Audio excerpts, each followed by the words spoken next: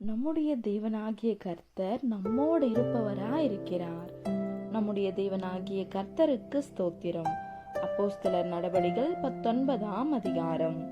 Apollos என்பவன் Corinth பட்டணத்திலே இருக்கையில் பவுல் மேடான தேசங்கள் வழியாய் போய் எபேசுவுக்கு வந்தான். அங்கே சில சீஷரை கண்டு, நீங்கள் விசுவாசிகள் ஆன போது பரிசுத்த ஆவியை பெற்றீர்களா என்று கேட்டான்.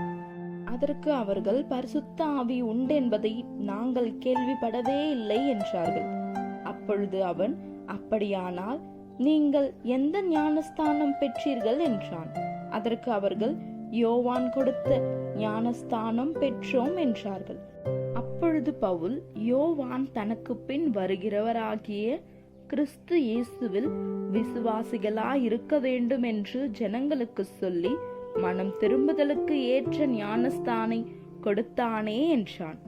அதை கேட்டபோது அவர்கள் கர்த்தராகிய இயேசுவின் நாமத்தினாலே ஞானஸ்தானம் பெற்றார்கள். அல்லாமலும் பவுல் அவர்கள் மேல் கைகளை வைத்த போது பரிசுத்த ஆவி அவர்கள் மேல் வந்தார். அப்பொழுது அவர்கள் அந்நிய பாஷைகளை பேசி தீர்க்கதரிசனம் சொன்னார்கள். அந்த மனுஷர் எல்லாரும் ஏறக்குறைய 12 பேராயிருந்தார்கள். பின்பு பவுல் ஜெப ஆலயத்தில் பிரவேசித்து தைரியமாய் பிரசங்கித்து 3 மாதம் அளவும் தேவனுடைய ராஜ்யத்துக்கு அடுத்தவைகளை குறித்து சம்பாஷணை பண்ணி புத்தி சொல்லிக் கொண்டு வந்தான். சிலர் கடினப்பட்டு அவிவிசுவாசிகளாகி கூட்டத்திற்கு முன்பாக இந்த மார்க்கத்தை நிந்தித்த போது அவன் அவர்களை விட்டு விலகி சீஷரை அவர்களிடத்திலிருந்து பிரித்து கொண்டு திரன்னு என்னும் ஒருவனுடைய வித்யாசாலையிலே அனுதினமும் சம்பாஷித்து கொண்டு வந்தான்.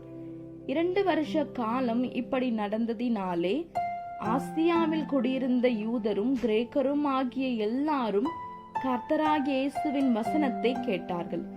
பவுலின் கைகளினாலே தேவன் விசேஷித்த அற்புதங்களை செய்தருளினார். அவனுடைய சரீரத்திலிருந்து ஒருமல்களையும் கச்சைகளையும் கொண்டு வந்து வியாதிக்காரர் மேல் போட வியாதிகள் அவர்களை விட்டு நீங்கி போயின. பொல்லாத ஆவிகளும் அவர்களை விட்டு புறப்பட்டன.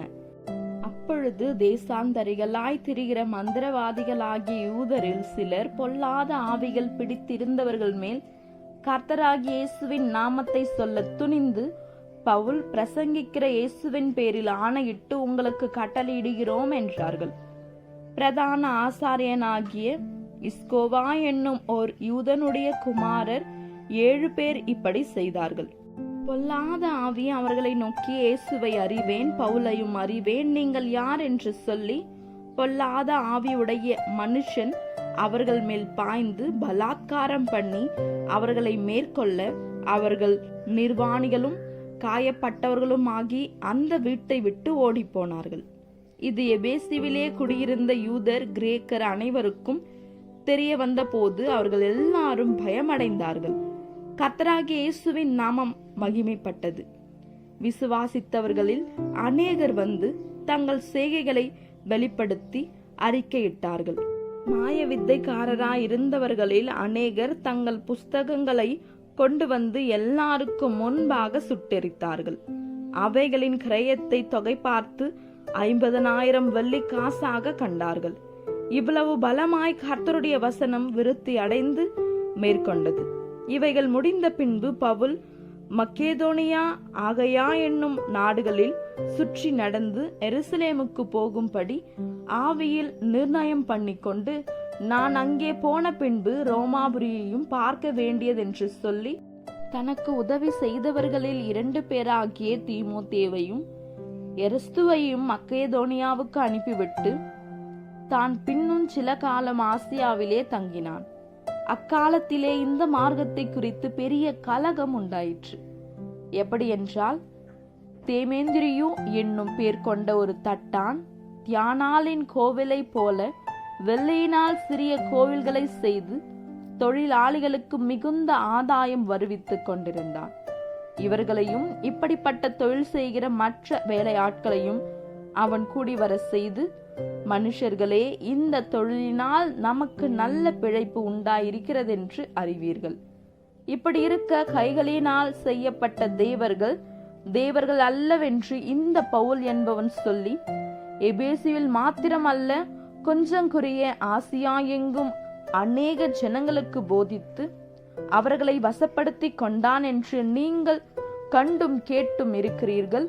இதனால் நம்முடைய தொழில் அற்றுப்போகும்படியான அபாயம் நேரிட்டு இருக்கிறதும் அல்லாமல், மகா தேவியாகிய தியானாளுடைய கோவில் மற்று போகிறதற்கும் ஆசியா முழுமையும் புஜகரமும் சேவிக்கிற அவளுடைய மகத்துவம் அழிந்து போகிறதற்கும் ஏதுவாயிருக்கிறது என்றான். அவர்கள் இதை கேட்டு கோத்திரத்தால் நிறைந்தது, எபேசியருடைய தியானாலே பெரியவள் என்று சத்தமிட்டார்கள். பட்டணம் முழுவதும் கலகத்தினால் நிறைந்தது. பவுலுக்கு வழித்துணையாய் வந்த மக்கேதோனியாராகிய காயுவையும் அரிஸ்தர்க்குவையும் அவர்கள் இழுத்து கொண்டு ஒருமனப்பட்டு அரங்கசாலைக்கு பயந்தோடினார்கள். பவுல் கூட்டத்துக்குள்ளே போக மனதாயிருந்த போது சீஷர்கள் அவனை போக விடவில்லை. ஆசியா நாட்டு தலைவரில் அவனுக்கு சிநேகிதராயிருந்த சிலரும் அவனிடத்திற்கு ஆள் அனுப்பி அரங்கசாலைக்குள் போக வேண்டாம் என்று எச்சரித்தார்கள். கூட்டத்தில் அமளி உண்டாகி சிலர் இப்படியும் சிலர் அப்படியுமாக பேசினார்கள். தாங்கள் கூடி வந்த காரணம் இன்னதென்று அநேகருக்கு தெரியாதிருந்தது. அப்பொழுது யூதர்கள் அலெக்சந்தா என்பவனை முன்னிறுக தள்ளுகையில் கூட்டத்திலே சிலர் அவனை முன்னே இழுத்து விட்டார்கள். அலெக்சந்தா கையாக மாத்தி ஜனங்களுக்கு உத்தரவு சொல்ல மனதா இருந்தான். அவன் யூதன் என்று அவர்கள் அறிந்தபோது எபேசியருடைய தியானாலே பெரியவள் என்று 2 மணி நேரம் அளவும் எல்லாரும் ஏகமாய் சத்தமிட்டு கொண்டிருந்தார்கள். பட்டணத்து சம்பிரதியானவன் ஜனங்களை அமர்த்தி, எபேசியரே, எபேசியருடைய பட்டணம் மகா தேவியாகிய தியானாளுக்கும் வானத்திலிருந்து விழுந்த சிலைக்கும் கோவிர் பரிசாராகி இருக்கிறதை அறிந்தவன் உண்டோ?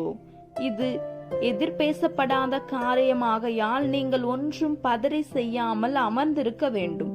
இந்த மனுஷரை இங்கே கொண்டு வந்தீர்கள். இவர்கள் கோவிற் கொள்ளைக்காரரும் அல்ல, உங்கள் தேவியை தூஷிக்கிறவர்களும் அல்ல. தேமேத்தியுவுக்கும் அவனை சேர்ந்த தொழிலாளிகளுக்கும் ஒருவன் மேல் ஒரு காரியம் உண்டாயிருந்தால் நியாயம் விசாரிக்கிற நாட்கள் உண்டு. தேசாதிபதிகளும் இருக்கிறார்கள். ஒருவர் பேரில் ஒருவர் வழக்காடி கொள்ளட்டும்.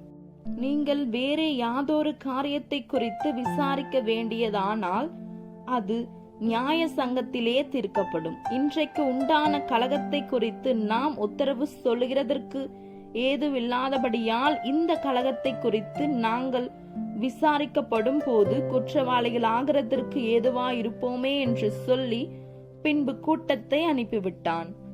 ஆமேன். இந்த வசனங்களை கேட்டுக்கொண்டிருந்த உங்கள் அனைவரையும் நம்முடைய தேவனாகிய கர்த்தர் ஆசீர்வதிப்பாராக.